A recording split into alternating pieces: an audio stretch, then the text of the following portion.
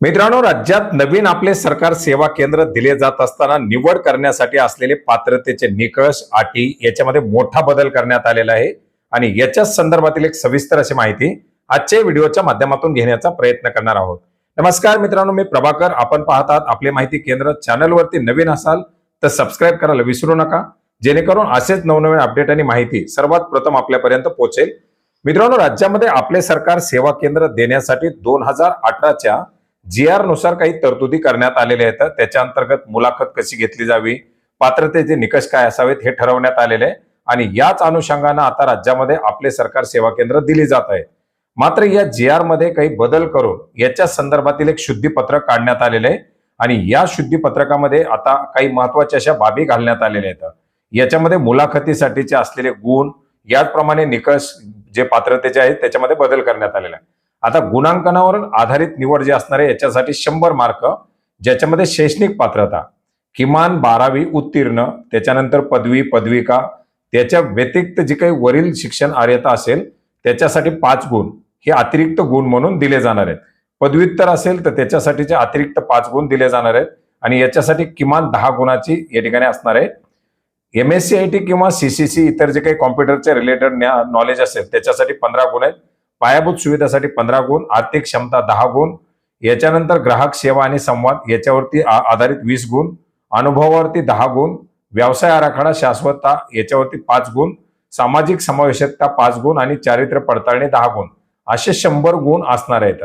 याच्या संदर्भात काय काय क्रायटेरिया असतील ते या ठिकाणी देण्यात आलेले आहेत. याच्या व्यतिरिक्त किमान पात्रता आपण या ठिकाणी पाहू शकता. याच्यामध्ये 18 वर्ष वय पूर्ण असावं, 12वी उत्तीर्ण असावा, MSc किंवा समकक्ष प्रमाणपत्रास प्राधान्य या ठिकाणी दिलं जाणार आहे. संबंधित ग्रामपंचायत, नगरपालिका, महानगरपालिका क्षेत्राचा स्थानिक रहिवासी असावा.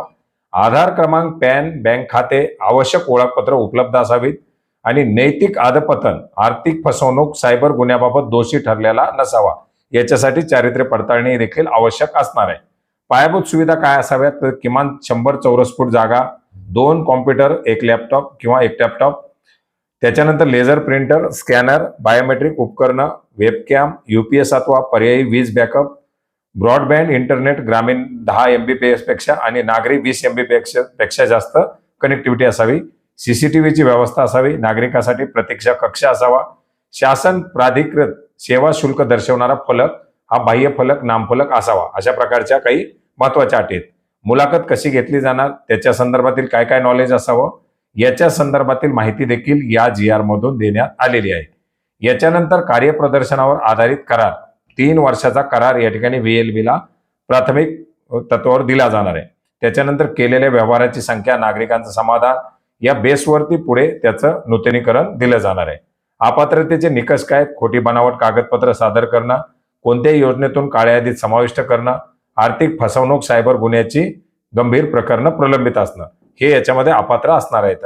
निवड प्रक्रिया कशी आहे? अर्जाची प्राथमिक छाननी पडताळणी, गुणांकनाच्या आधारे कागदपत्राचं प्रशिक्षण, प्रस्तावित कार्यालयाची प्रत्यक्ष पाहणी, पोलीस पडताळणी, जिल्हास्तरीय निवड समितीमार्फत मुलाखत, 100 गुणाच्या आधारे गुणवत्ता यादी, त्याच्यानंतर प्राथमिक निवड प्रसिद्ध करणं, हरकती मागवणं, हरकतीनंतर अंतिम निवड यादी, नियुक्ती आदेश, अनिवार्य प्रशिक्षण 6 महिन्याचा परीक्षाविधीन कालावधी आणि समाधानकारक कार्यप्रदर्शनानंतर नियमित मान्यता.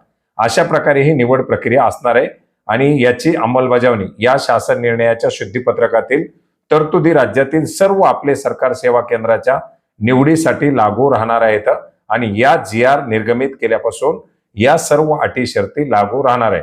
हा महत्वाचा असा GR आपण maharashtra.gov.in या संकेतस्थळावरती पाहू शकता. याची लिंक आपल्याला व्हिडिओच्या डिस्क्रिप्शन बॉक्समध्ये सुद्धा मिळेल. धन्यवाद.